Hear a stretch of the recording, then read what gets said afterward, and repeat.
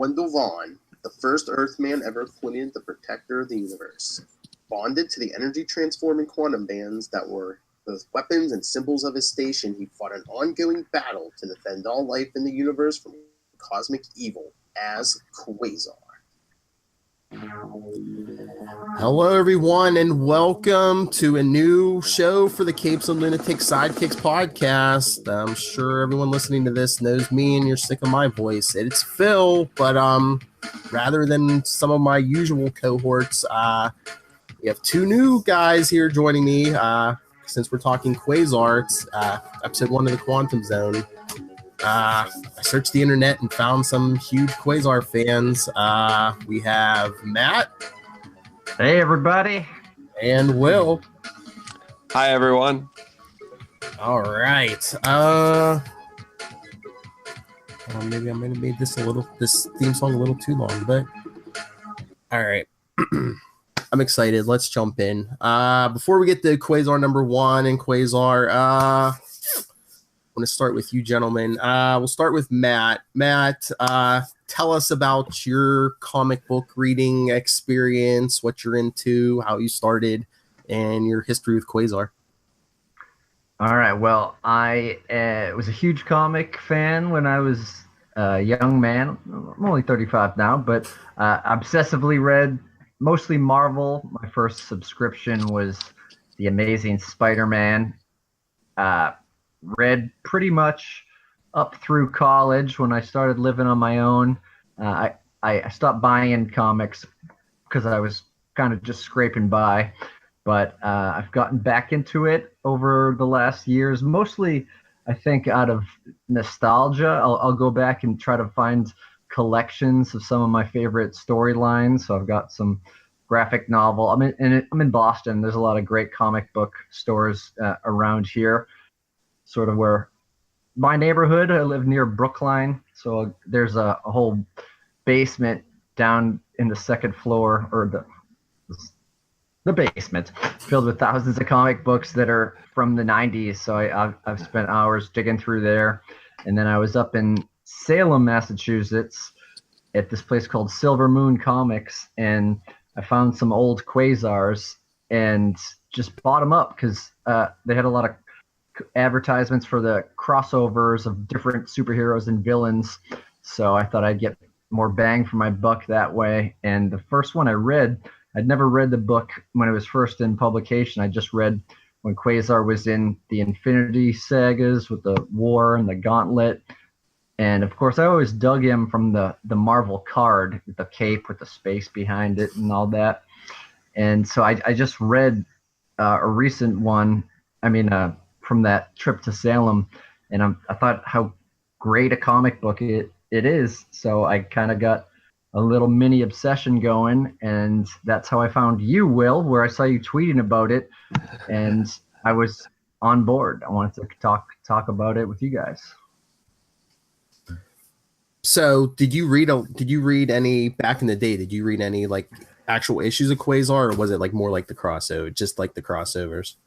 I might have. I would read anything. My family used to go away on vacation to the beach, York Beach in Maine, and I wasn't much of a beach person, so I would just spend the day walking downtown, and they had comic book shops and secondhand shops that had comic bins, and I would buy whatever was cool. So I think I did read a couple of the Quasars back then. I remember one with Venom in it, although it's very brief. It kind of contains Venom at the beginning and then goes about another storyline. I know we're going to talk about specific issues later on, but I remember him as a kind of a fringe character of the Avengers. He would pop in and out, one of the many reserves under the huge lineup of the Avengers. But if I read it, I probably didn't appreciate it as I do now, reading through them and finding more depth of character in the storytelling. Awesome. So are you mainly Marvel? Do you don't read any DC or any No, I'm not. That's just kind of what was I was into as a kid. When I was starting to get out on my own. I was living in Boston. My roommate was really into The Flash, so I started reading that. But and this is probably true of a lot of people, at the time of the Bane breaking Batman's back storyline and the death of Superman, I read all those, and I followed it through the replacement Superman and Batman characters. But I don't really have a preference. I've probably read more Marvel in my time, but I was also excited when Image started off because they had a lot of my, Jim Lee drew Wildcats, and I was a fan of his work on X-Men, and followed Todd McFarlane with Savage Dragon and things like that. So it's a good comic book. If someone recommends it, I'll pick it up and check it out. Awesome. All right, and Will, we know you're a big Quasar fan. You were showing us your original art from issue 1. You run the Quantum Zone website, which I stole the name from for this podcast. I've so now presently I let's see, what's my bio say? I'm a technologist, writer, and a professor. So I'm actually this semester teaching a class on comics.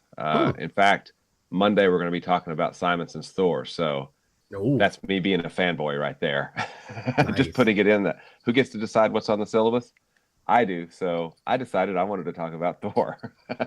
So you get to set like the whole like agenda for the class. They just say, hey, we need a class on comics, and you just like, okay, I'll build you a class.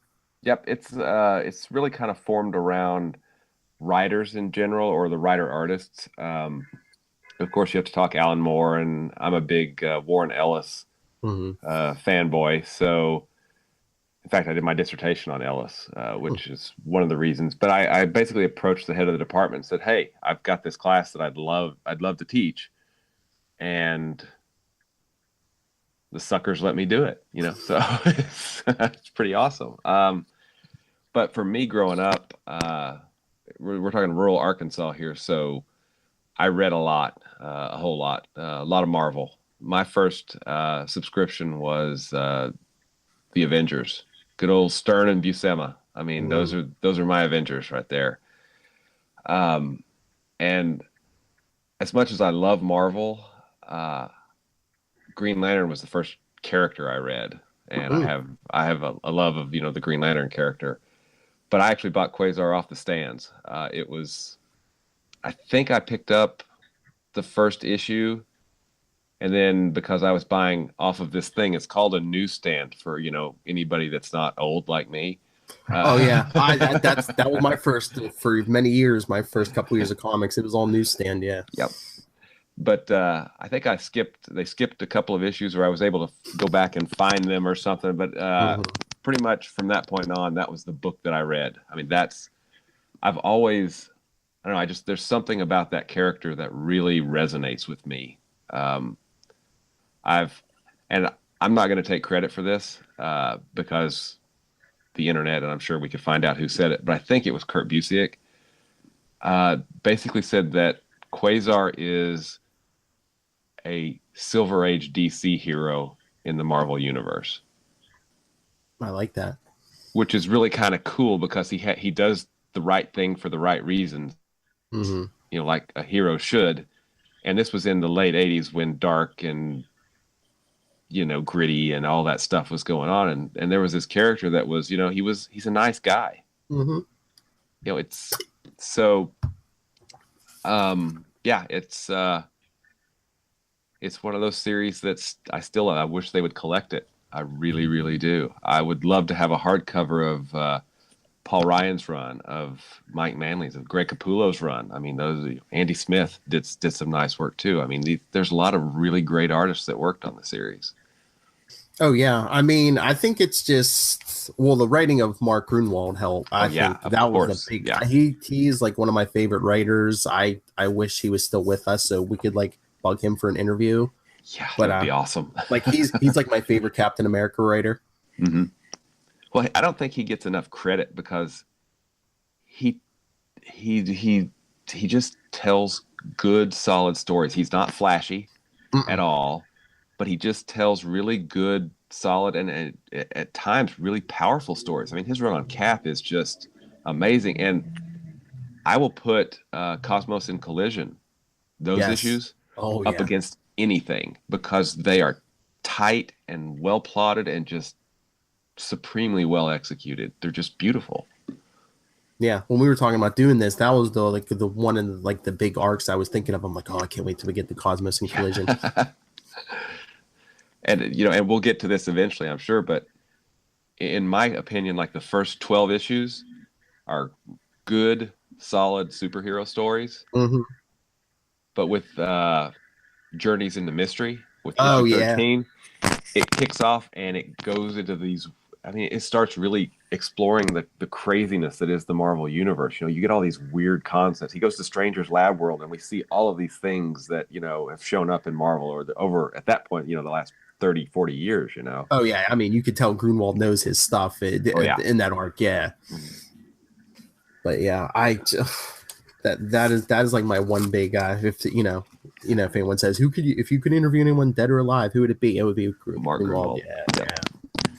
And one of the big storylines of the Captain America you did was when Captain America lays down his shield. And absolutely. That's like my favorite arc, I think, from him, probably. Yeah, that's a great arc. I mean, and I still have a love of his Hawkeye series. I think that was the miniseries. I mean, I think that was just it's not brilliant. It's just a good, solid story that's fun. I mean, I really like it. I read that and read that when I was younger, over and over again. Oh yeah, I have to like stop myself from just like reading his stuff over and over and over. I mean, just his Quasar run, that Captain America run, because what was he like on Captain America for like 10 years or something? That was like crazy. It was I think it was over a decade. Yeah, 200 issues or so, I think. Yeah. It was like from like the mid 80s, I think, to like 95 or something. Yeah, it was something crazy like that. And I think this is me just guessing at this point, but I think part of the reason that he's not thought of as fondly is because the end of his Cap run was not his best work. Everybody points to Cap Wolf, I know, but it was still okay. All right, it wasn't horrible. I was going to say the armor. No. Good point. We'll just agree not to talk about the armor, okay? Yeah. Well, it was the 90s too. That's true. It was the 90s.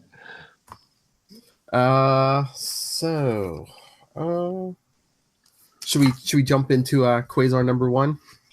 Sounds good to me. Because basically, like I was reading, like I went to the comic shop on Saturday and I bought what is it, Marvel 2-in-1 number 53, where Quasar, like an early appearance of Quasar, and Marvel Team Up Annual 5. And he kind of like gives like a brief origin to the thing. It's like, oh yeah, my dad was studying these bands and decided to slip them on, and that's basically like the origin you get. But yeah, so now for issue 1, Grunwald kind of goes into more detail with that, kind of fleshes it out. Yeah, and it starts off what you mentioned. Phil has the artwork of the first page, and technically that's not Quasar yet. That's right. It's Marvel Boy. Yeah, Marvel Boy with just the trunks on, no blue pants, showing some skin. It was the 50s. Yeah, that's like I was gonna say. That's like the time of like Robin and I guess Marvel.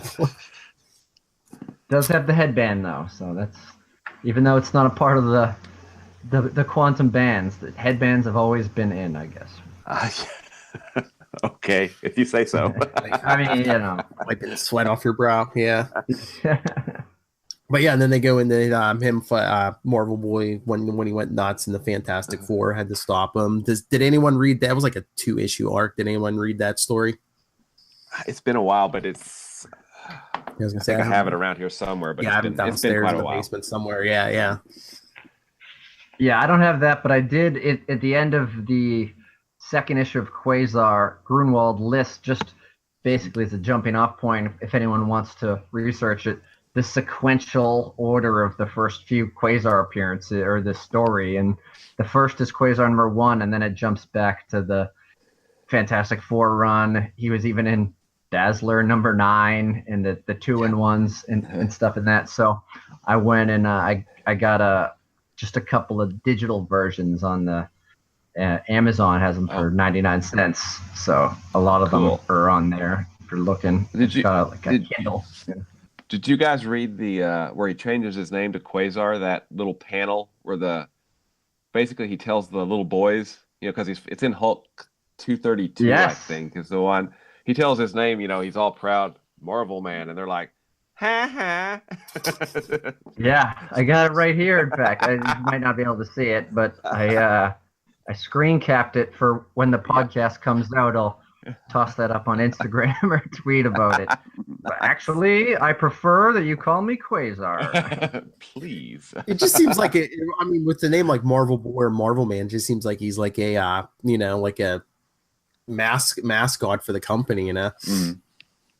Yeah, even absolutely. though wasn't there a DC character who was called Marvel Man or Captain Marvel or something? Well, yes. They did have Captain Marvel, who goes by Shazam now, but yeah. And then they had the British Marvel Man that Alan Moore did, which became Miracle Man when they reprinted it over here. Mm-hmm. Which is definitely not Quasar. No.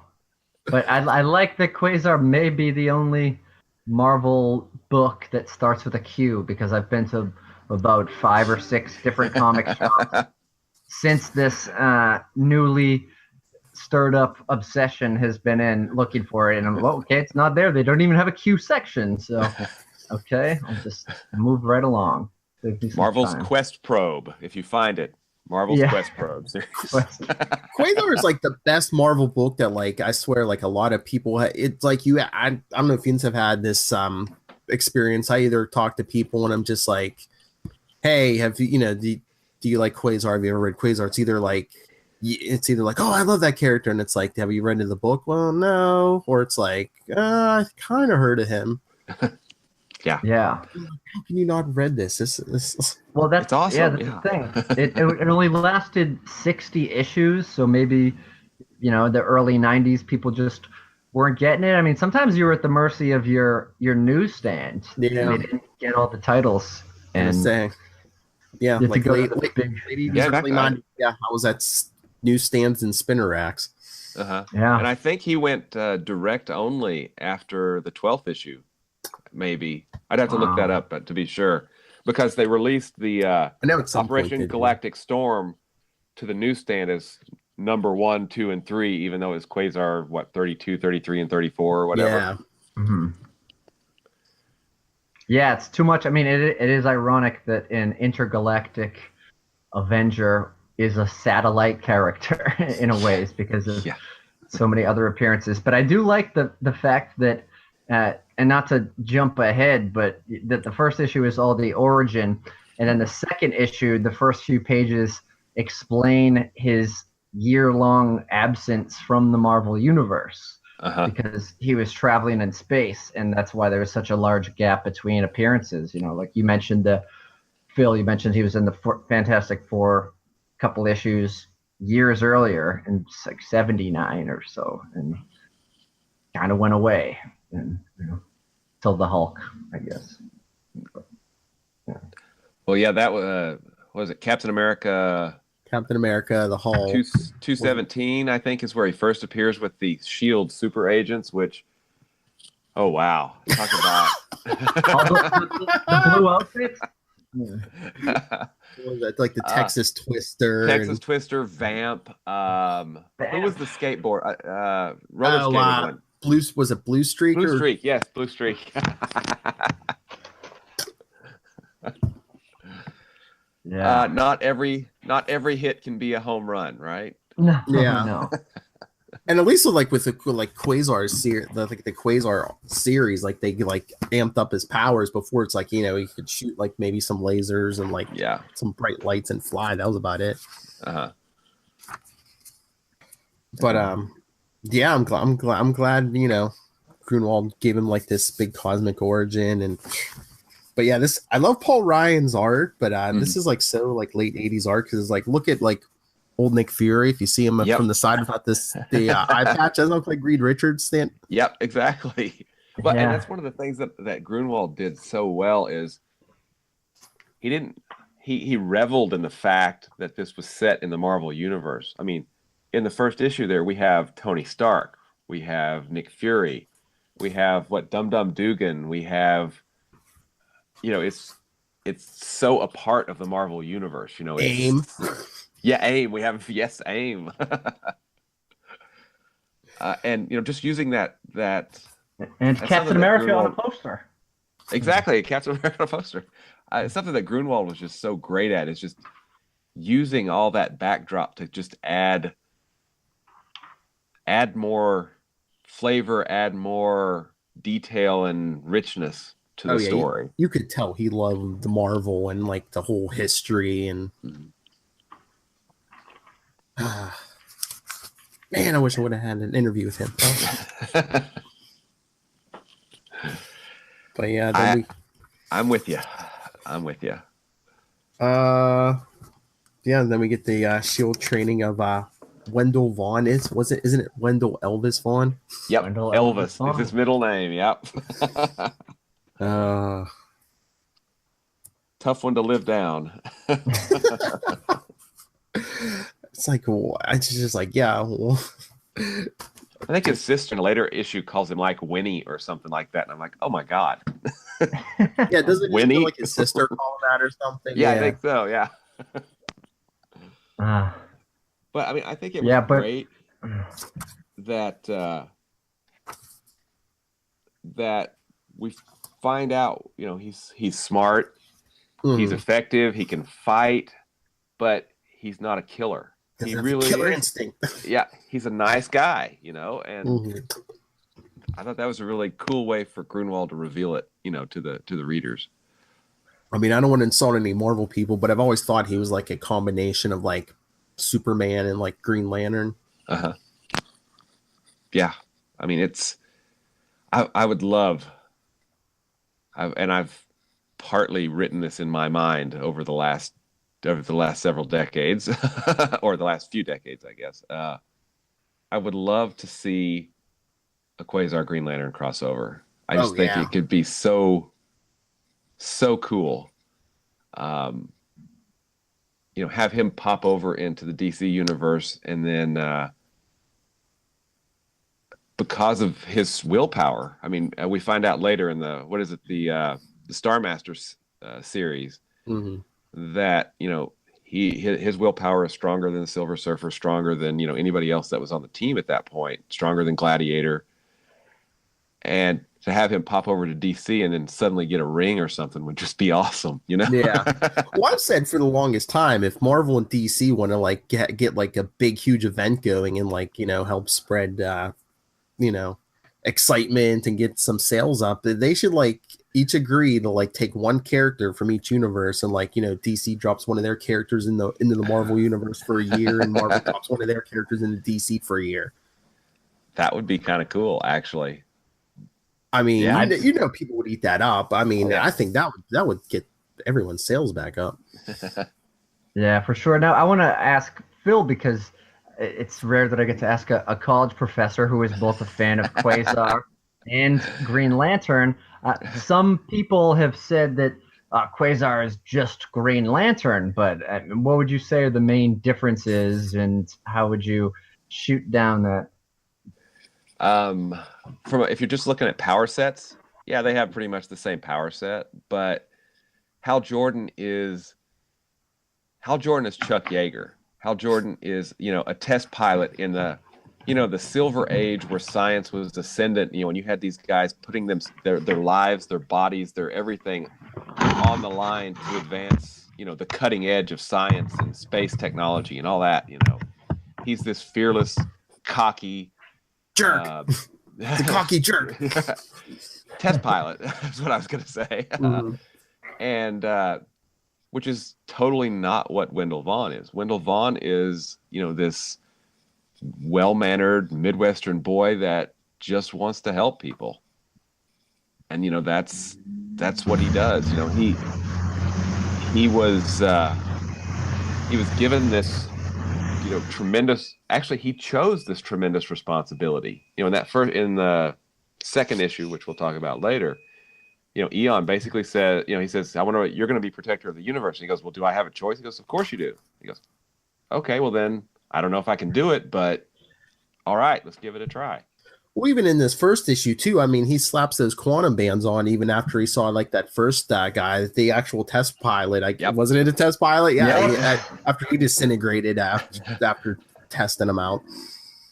Yeah, and that's something that's really subtle that I don't think a lot of people, and I'm glad you caught it because I don't think a lot of people do catch it. He just watched that guy completely vaporize, and yet, boom, he knows the only way to save not only his father, but, you know, all the other SHIELD recruits there and the scientists is to put those things on and, you know, repulse the attack, basically. So, yeah, that guy is like a test pilot. I mean, is that supposed to be an analogy to Hal Jordan? You know, so if that had been Hal Jordan, he would have vaporized himself. I've always kind of taken it that way. I wish we could ask Grunwald about that. But... I know. But yeah, and then the Stork Trainee, the Stark facility, this whole, you know, the whole battle and everything goes. There's, of course, I live right outside Pittsburgh, so it held a special place that, it was nice, right by Pittsburgh. Yeah. I'm always like, well, I think I know where that could possibly, you know, where that would be if it was. You could be in danger from AIM at this very moment. That's right. Yeah, I mean, I know they had like a new female Quasar for a while recently, but they need to bring the second one. That's the second female Quasar. Yeah. They need to bring back Wendell Vaughn as Quasar. I mean, yeah, I agree. I mean, in my mind, once he adopted, I mean, even the current, you know, the Annihilation era costume, I thought was really good. It looked more uniformy, more what they were doing with Annihilation was this more martial, you know, military type sci-fi stuff, and that looked more like a military uniform that, you know, you might possibly see for a protector of the universe or something. I don't know. I don't like the big shoulder things. Yeah, they're a little weird. And how does he not, you know, like impale himself sometimes, especially the ones on his knees? Exactly. You know? It just seems too aggressive for Wendell Vaughn, you know? Exactly. Yeah. I like the classic, you know, Capullo designed costume. That's yes. Or even the one before with the mask. Yeah. Which saves the universe. Oh yeah. Yeah, and if you haven't seen it, you tweeted something out for fans to vote on the favorite Quasar costume, and I think we were all in agreement on which one we liked the best. Yeah, and everyone else I saw, it seemed like everyone was like either the one with the mask or the Capullo one. Yeah. Yeah. Absolutely. Classic. And of course, we talked about the killer instinct, and that's how Wendell Vaughn doesn't blow up because he goes with the flow. Well, and I love if we back up. Let's see. He gets vaporized. Okay. Where his dad's saying, focus on it. Think of projecting that forward. And then he rams them with a ram. He's actually fighting with metaphors. I love that. Yeah. It's just awesome. Yes. Yeah. It kind of almost reminds me of, I don't know if any of you's read Kyle Rayner as a Green Lantern. Like, he was like a graphic artist, so like a lot of his stuff was like more stylized. All his constructs were stylized and stuff, and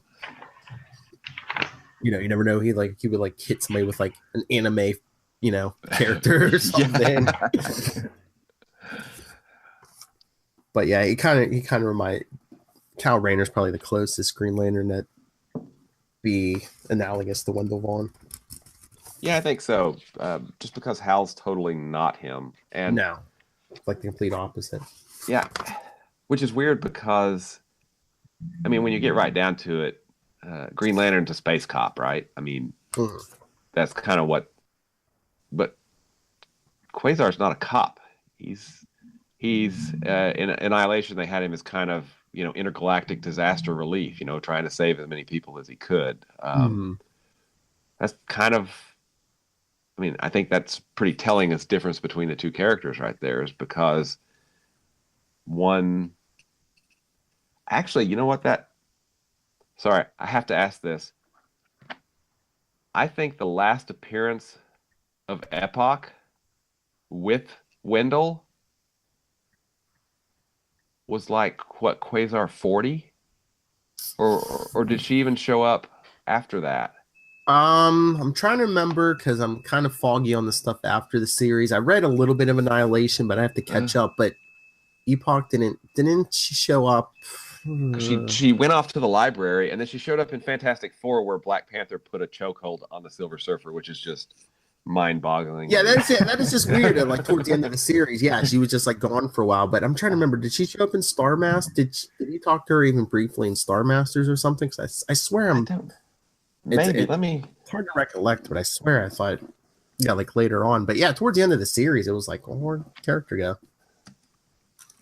I mean, because hey, it'd be kind of if I had a little, buddy pal that could answer the questions about anything that I had, I'd kind of want to use that, Well, and when they get there, we'll get there too eventually. But I mean, the whole thing with the Star brand, and he gets nullified, and he doesn't have the bands for a while too.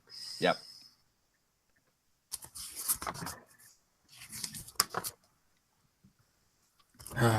Can't wait to get all these issues. I know, but one thing that we kind of didn't delve into yet, as you mentioned, his cosmic origin with getting the bands. But I mean, he's a nice guy, but you mentioned the lack of killer instinct, which seems like a flaw at first, but then it turns out to that's what made him be fit to have the bands. And he's just such a endearing person. He's a little upset with himself. He wants to make both his parents happy. He's a child of divorce. His parents have split up. His dad, when he goes to visit him at the SHIELD training center, sees him fighting and doesn't even want him to know that he's watching him, whether it would make him nervous. And then when he goes out on his first assignment that he's surprised to get, it's at Stark where his dad is working, and his dad almost doesn't notice him until the time comes for him to save the day.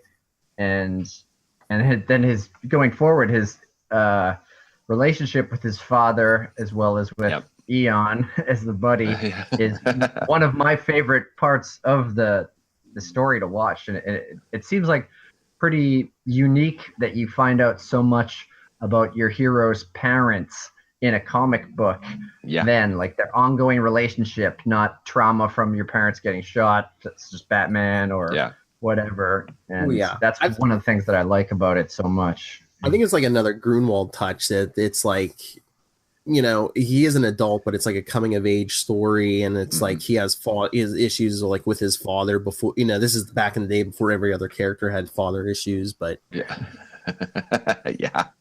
And then it, later on in, I guess, the third issue or later, just the fact that he's actually jealous that Eon and his father are spending so much time together, and they're so, and he's just feeling like, it's such a human reaction, it really is. It's jealousy, just like, you two wouldn't even know each other if it wasn't for me. Dad, I'm trying to protect the universe. Can you stop talking to my mentor, please? But I mean,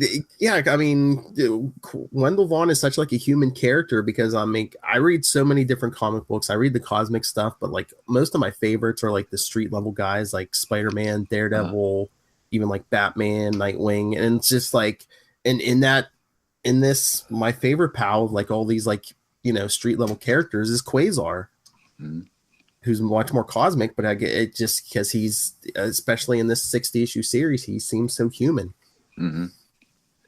And I mean, just what we get in this first issue, you're right. He's a child of divorce. His mother is, supportive, but he has this weird, strange relationship with his father. His first instinct is to always cut himself down. Mhm. You know, he always sets such high standards for himself, and when he doesn't meet them, you know, he gets down. And part of that is really cool to see a hero that, you know, he does all these great things, but it's not enough. You know, he you know, he wants to do more, and he keeps trying to do more, and he's disappointed when he can't do everything that he wants to do. And that's another nice touch on the character, you know. Oh yeah. Oh, and there's one bit I want to mention in here that I just love, and it's not even a Quasar bit. Is it the Mr. Bubbles comic book T-shirt ad? No. Oh yeah, that's not in the trade. You got the. I got the trade. Yeah, that's right. He doesn't have all the Nintendo ads and. Yeah, my original issues are around there, maybe, or I'd have to get the right box, but. Yeah, but it's. I was talking to Will off air before we started. The first 9 issues plus 2 appearances in the Avengers annual, and then maybe a 2-in-1 are collected in the Quasar Classic Volume 1. Right? I think so. Yeah. Let's see. And it unfortunately it came out a few years ago, but there is not yet a Quasar Classic number 2, which is too bad. But you can get them for like $17 digitally on Amazon if you can't find the trade in your local comic shop. But and so I found it. It's the Agent T20. Golden apples, or he's the spy inside the lab. Oh right? Yeah. And he's talking about doing all these bad things, and then the last panel he says, "Oh, good, they've restocked root beer." I just love that. He's a bad man, and that means root beer's bad too. I'm okay with that. Okay. Yeah. They're like, they're like planning this big heist that heist these like cosmic these cosmic items, but he's like, oh, I got 50 cents for root beer. Yeah, awesome. Yeah, he still pays for it. He doesn't try to pound the machine to get one for free. Well, the shield guards are watching. Yeah, true. Can't reveal his true self right there. So final thoughts on this issue? I thought it was a great setup issue. Yes. Yeah, it's a good way to you get to reintroduce a character, clarify things that were only barely touched upon in sporadic other appearances. Good art, a couple of good fights. You get the human touch, and you get some moments of comic relief. A funny subliminal. Oh, he's a Captain America fan too from the poster. Yeah. You get to see the strange Shield agents that he's hanging out with, going out on assignment, and you get cameos. You get Nick Fury, Fantastic Four in a flashback. A lot of good stuff. Does the first issue have the interview with Quasar in it as well, or is that the second issue? No, that must be the second. No, it just. Does this have Uranus? Uranus, the 7th planet, is in the first issue, right? No, that's the second one. That's the end of the second issue. There's a little info that tells you underneath Mark Grunwald's letter to the fans, because they hadn't gotten any letters from the first book yet. He talks about the information about how it's the 7th planet. It would take like a year to orbit or something. And that's another thing that's kind of cool about it, is they give you scientific facts throughout this that kind of enrich the experience, especially if the reader is maybe new to the cosmic world of Marvel, and they're actually learning some space stuff too. Yeah, especially for kids. Yeah, I mean, this issue, what does laser stand for? Yeah. Oh, yeah. That's right. I remember that. Yeah. And Grunwald would do this a lot, because Quasar's I've always considered him more of a thinking man's hero, because his first thought is not to go punch somebody in the face. It's first off, contain or stop and figure out what the heck's going on. And he's completely powerless against magic, right? So when they fight the Phoenix powered by Modred the Mystic in, I think, number 11, he knows he's in trouble. So he's thinking, what can I do to, because he's getting strangled or whatever. So he says, okay, quantum bands, turn into a big magnet, find me some iron, because I know iron's bad for magic or whatever. It doesn't work. It doesn't have to work because he gets, rescued basically. But, that always thinking, and never defaulting to violence first. Especially like those early issues, like like some of this, like his appearances in Marvel 2-in-1 and stuff, like or Marvel Team Up, he would get like mind controlled. So I think in one of these early issues, he's like sets up a thing where like it's harder to like mentally control him, and then when Eon says there's a threat coming from space, he puts up an invisible barrier around Earth. So if anything comes flying through it, it'll let him know. I mean, he thinks, and yes. He learned, I've been taking, he's been taken over like three, or, the Serpent Crown took him over, and then the Marvel Team Up with, the Light character from Spider-Man. Was it Light Master or something? I can't remember. So he's finally like, you know what? I'm going to learn from this, and we're going to make it so that I can't be taken over anymore. It's pretty awesome.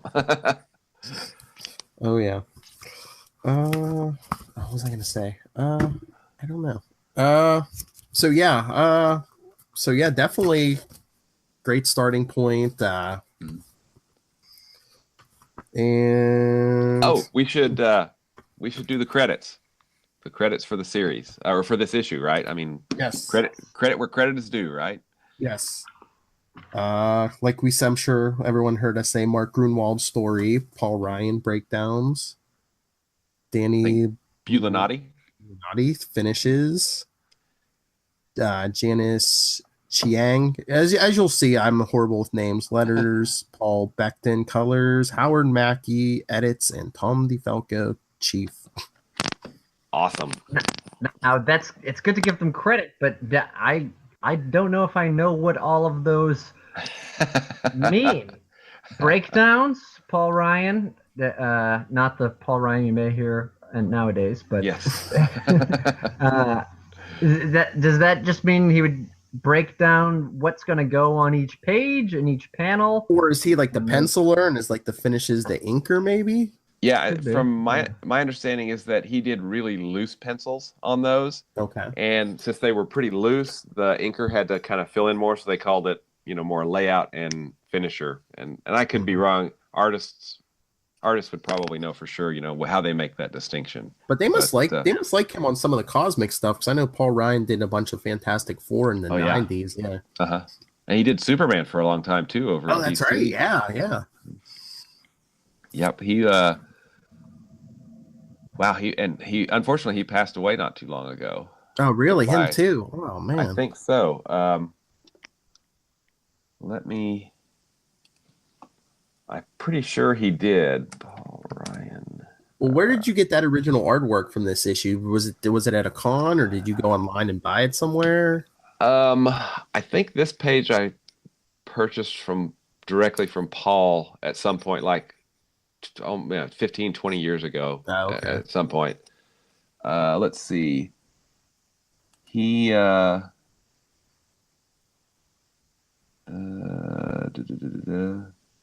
7th of 2016. Oh, man. Yeah. That's unfortunate, because I think he still had a lot of good comics left in him. He was a good artist. They need to give them that secret, like, immortality serum. Exactly. Yeah, no kidding. Yeah. Let's see, he was 67, or almost 67, according to Wikipedia. Yeah. Wow. Well, Phil, I hope you take a picture of that artwork. We should put that up on the Twitter account or the Instagram page. If you go to Quantum Zone and then go to behind the scenes on the quantumzone.org, all the pages that I've collected, I've got scans of up there, so you can see. Cool. Maybe I can share that. Yeah. But my final question, Will, do you get a degree after you complete your course, or? That would be cool. It's actually just counts as a regular English course. I figured, but I was like I want to be awesome. a doctor of comics. Well, so my PhD is in English, but I wrote my dissertation on comics, and the suckers gave me a degree. So, yeah. That's awesome. Did you write it in comics in general or one focus? And I know you're teaching about Thor. For anybody that wants to do independent studies, what hardcore issues are you looking to delve into that? For the Thor, we're doing Simonson. I am an inveterate Simonson fanboy. I would probably give up a kidney if I could work with him. Maybe a kid. I've got twins, so I've got a spare kid. So maybe, we'll see. Or a kid's knee. A kid's kidney. Yeah, there we go. Yeah. But I've been a Simonson fan since I was a kid. I loved his Thor. I remember him from X Factor. I've just followed him everywhere. He's just a spectacular storyteller, and I think he's in his 70s now, I think. And he does a book for IDW called Ragnarok, and he hasn't lost anything. He's still got it, and he's better, I think, than he's ever been, and it's amazing to see that. But yeah, so Thor, we're talking about the Simonson issues, where Beta Ray Bill's introduced, and the reasoning that I give management, the administration, is that it's a prototypical 1980s Marvel comic that blah, blah, blah, blah, blah. But the reason it's in there is because, by golly, I wanted to talk about Thor. So that's why it's in there. Great. But the class is a lot of fun. It's we've done Watchmen already. We've done V for Vendetta, Planetary. Upcoming is Dark Knight, Hellboy. It's kind of a survey of the most popular stuff. I mean, we've done Mouse. We did All-Star Superman because I think that's Grant Morrison's love letter to the Silver Age Superman is just awesome. But yeah, I get to go geek out for 3 hours once a week with a bunch of students, and we talk comics. And they pay me for it. Not a lot, but they still pay me for it. It's awesome. Like my dream job. Yeah. So yeah, it's a lot of fun. The teaching is. I was surprised at how much I enjoy it, honestly, and between that and then the writing and then the day job, I wish I didn't have to sleep, but whatever, right? We'll get enough sleep when we're dead. Yes. Yeah. All right. Well, speaking of time, when do we get out of here? Next week we'll figure out a time. Maybe we'll come back for issue 2. Excellent. All right. Sounds good. All right. Well, Matt, anything you want to promote? Any social media or anything? Sure. Yeah, you could find me on all the social media, Instagram, Facebook, Twitter, at Matt Kona. That's Kona. I like to write some parody news stories. I've done a few that you can find on all of them on some websites. They're called newsfordogs.com. I've read some articles. I also wrote a fake news story about Chewbacca's son Lumpy from the 70s Christmas special and what happened to him. So you can look that up. But yeah, thank you, Will and Phil and everybody for listening. It's been great talking, and I look forward to speaking to you again soon. Thanks. All right. And Will, do you want to promote anything? Sure. I'm at Allred on Twitter. You can find me on Facebook. I just finished a Kickstarter for a trade collection of a comic I wrote. It's called Diary of Night. So that's hopefully going to get printed real soon. I should have copies soon for all the backers and anybody else that wants to hang out. So yeah, thanks. All right. And everyone, I'm sure you should know if you want to get a hold of us, anything you want to talk Quasar or anything we talked here tonight, any suggestions, capesandlunatics@gmail.com. And our voicemail, 614-382-2737. That's 614-38-CAPES. That's right. You can hear your voice right here. And I'm on Twitter @NightwingPDP. All right. It's been episode 1 of the Quantum Zone. Oh no. Should we have a fancy outro or just, I don't know. Sometimes me and my co-host just like BS until it's, fade out, sort of like the end closing credits of Saturday Night Live, where they're all that, or it's like, or like, like a Marvel end credit scene, I love your back wall, man. That's awesome. Thank you. It's Avengers 1. Oh, and then that's the Perez Avengers up there, right? On the left. Top left. Oh yeah. The group one. Yeah. Yeah. Is that? And then of course Watchmen. Yep. Awesome. Mm-hmm. What's the Batman there?